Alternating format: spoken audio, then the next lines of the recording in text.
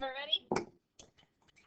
We are going to actually, because there's been much anticipation, do a hypothesis test today. The whole thing. All right. So this first slide is actually just review from a previous chapter. I just wanted to get this on there for you so you had it. So this is how we found a z-score if we had sample data and if we had the standard deviation of the population. So x bar is the sample mean. Mu is your population mean. For our purposes, that is going to now be the mean that we're testing, whatever in our hypothesis test is. And then you've got at the bottom, standard deviation of the population divided by square root of your sample size.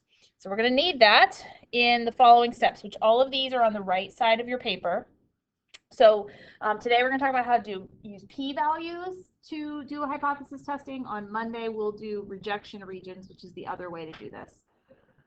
So all of these little pieces are what we've been practicing for the last week. First thing we're going to do is make sure that we can actually do a hypothesis test. Make sure we've got, first of all, the population standard deviation. Make sure that either our sample size is bigger than 30 or it's normally distributed. Then we're going to state the null hypothesis, the alternative hypothesis, and name which is the claim. Then we're going to find the level of significance, or, well, determine it ourselves. Most of the time that's going to be given to you. Then we're going to use our z formula to find the z value. Then we're going to find the area associated with that on our chart. And then that is going to help us find the p-value, and that's what we practiced doing yesterday, right? Area in the left tail, area in the right tail, and then area in both tails. Then based on how p relates to our alpha, our level of significance, we will either reject or not reject, and then we'll interpret whatever that decision means for the context of the problem. So we're going to do 3 of these today. We're going to start with this one. It says in auto racing, a pit stop is where a racing vehicle stops for new tires, fuel, repairs, and other mechanical adjustments. The efficiency of a pit crew that makes these adjustments can affect the outcome of a race. A pit crew claims that its mean pit stop time for 4 tires and fuel is less than 13 seconds. A random sample of 32 pit stop times has a sample mean of 12.9 seconds. Assume the population standard deviation is 0.19 seconds. Is there enough evidence to support the claim if we have a level of significance of 0.01? And we're going to be using a p-value to do that. All right, so let's start with, can I even do hypothesis testing? First question, do I have a sample size bigger than 30 or is it normally distributed? Is one of those things happening in this problem? Yes. Which one? Okay, we have a sample size bigger than 30, check. Do I know the population standard deviation? Yes, okay, so that's going to tell me that I'm going to be able to use my z chart. When we get to the next section, remember, if we don't know that, we would use the t distribution instead. Hello?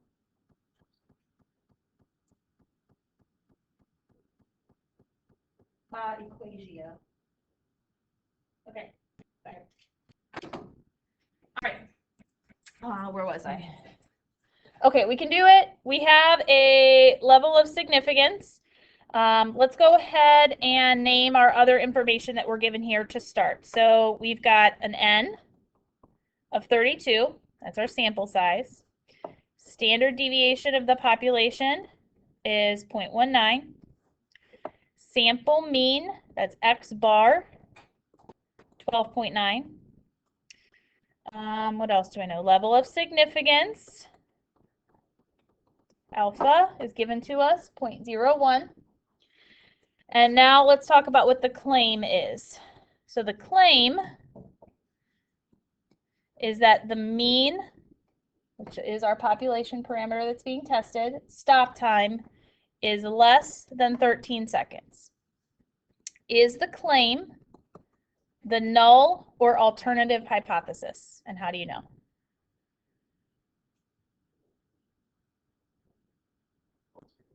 It's the alternative. How do you know, Sean?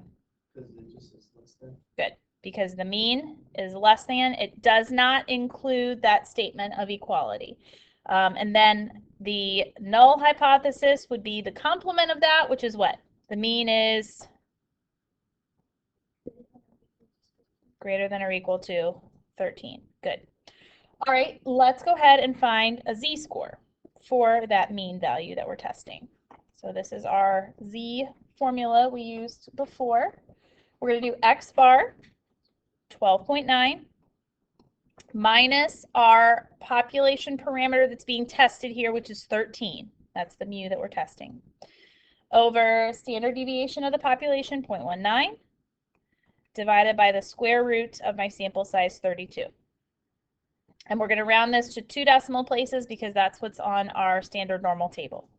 So 12.9 minus 13 gives me negative 0.1. 0.19 over rad 32 gives me 0.034. And then divide to 2 decimal places, you should get negative 2.98. Everybody find that okay? Good. Okay. Next thing we do is find the area to the left of that z-score, and this is where you need your chart. All right, so find negative 2.98. Negative 2.98. And I get 0.0014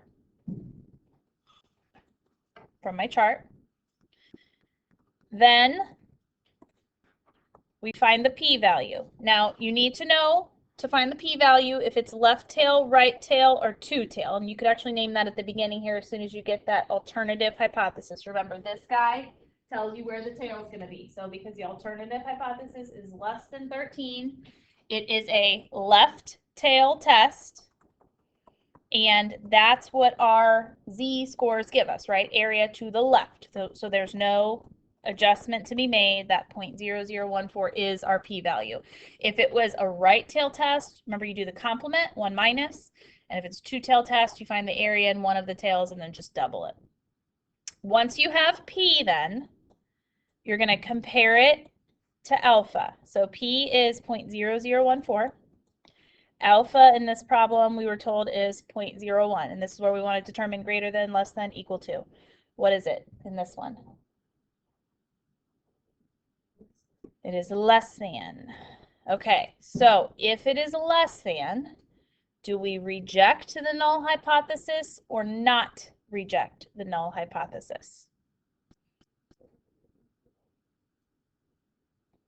Do you remember?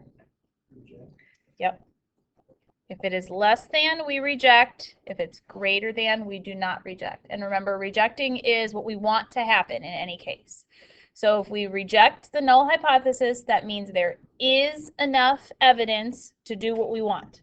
In this case, we want to support, because it's the alternative hypothesis is our claim, we want to support that alternative hypothesis. So that's our summary. There is enough evidence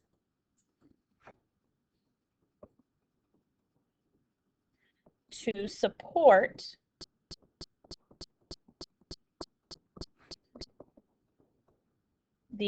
I'll just say the Pitt-Cruz claim. And you could always get a little more wordy with that if you wanted to. The Pitt-Cruz claim that the mean stop time for 4 new tires and fuel is less than 13 seconds. Okay? Any questions on that one? All the little pieces and parts are coming together now. All right, let's do one more in the back together.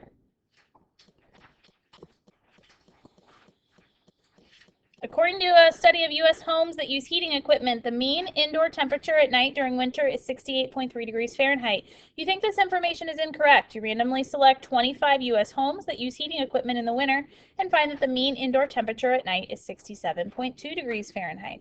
From past studies, the population standard deviation is known to be 3.5 degrees, and the population is normally distributed. Is there enough evidence to support your claim if the level of significance is 0.05? We're going to, again, use a p-value.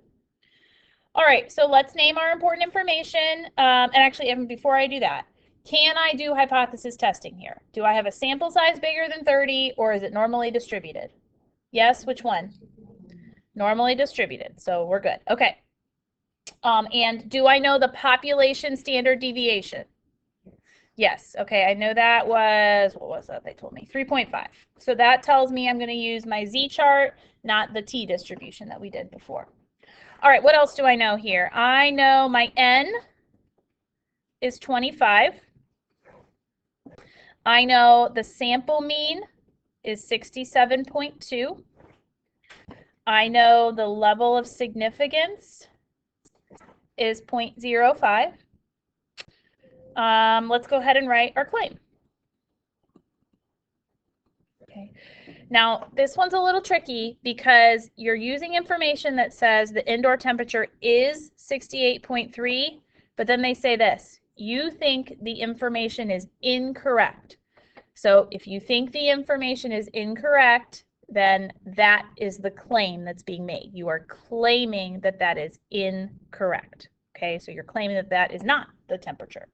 That is our alternative hypothesis, is that the mean is not equal to 68.3. Okay. If you're not sure, again, why the alternative hypothesis maybe would be the claim here, you could also look later in the problem. You are trying to support the claim, which means that, again, if we're trying to support, the alternative hypothesis must be the claim. If you're trying to reject, that's when our null hypothesis is the claim. So the null hypothesis is equal to the complement. The other thing, once you have that you can list, is whether it's a left tail, right tail, or two-tail test. What kind of test are we going to have here? It's going to be a two-tail test if it's the equal to, not equal to. All right, I think that's everything I need. Let's find the z-score. 67.2 minus the mean that we're testing, 68.3. Over my standard deviation, 3.5, divided by the square root of 25. 67.2 minus 68.3, negative 1.1. On the bottom, I get 0.7, right? And then we divide. So two decimal places, negative 1.57. Okay. Find the area associated with that. And if I'm doing a two-tail test, because your z could be positive or negative, I think it's helpful to kind of draw what you're going to be finding. If you have a z-score that's negative, right now the first part you're going to do is find the area to the left, and then we're going to double that. If it was a z-score that was positive, we would be finding an area in the right tail and then doubling that. So there'd be that extra step of having to find the complement. All right, so negative 1.57, 0.0582 is the area in the left tail. So then if I want two tails, my probability is 2 times that number.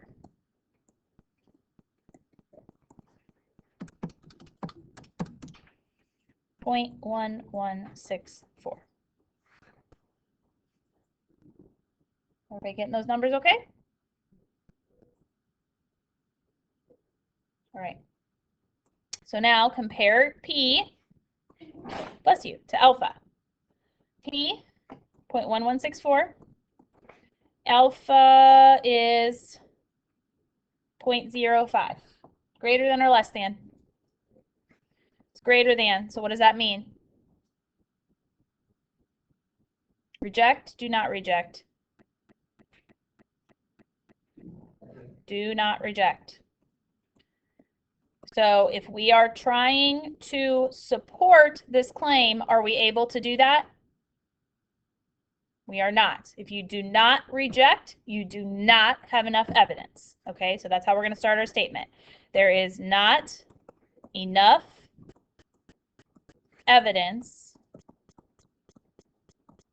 to support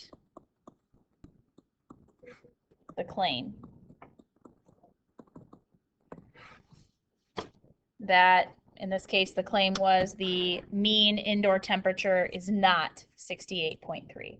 Doesn't mean that we're proving it is 68.3. We just don't have enough information, enough evidence to support that it is not.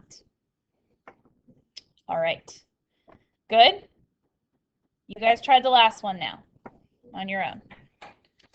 Do all the things. Name your important terms. Make sure you can do the hypothesis testing, alternative and null hypothesis. Find Z, find the area, find P, compare it to alpha, and then at the very end, whether you reject or do not reject determines whether or not you have enough evidence for the claim that is being made.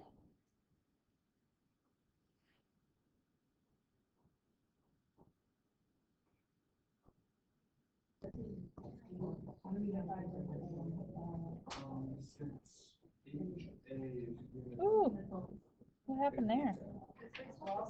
What just happened? Hold on. Undo. Undo. There it goes. Just want to move that guy. There we go.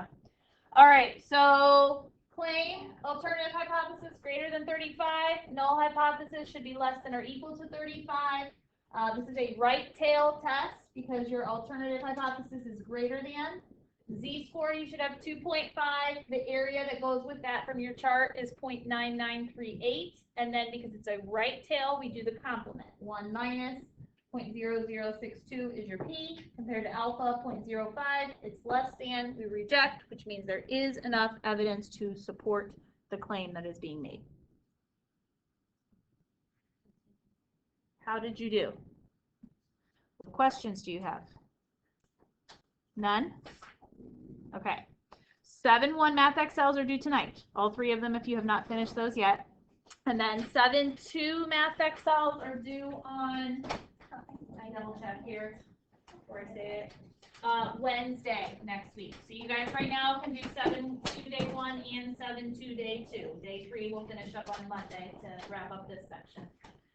One more thing I want to talk about real quick. So next week we're going to finish up our sections. The following week is test week for you guys for your last test, and then right after that, before Thanksgiving break, we're going to do your third project.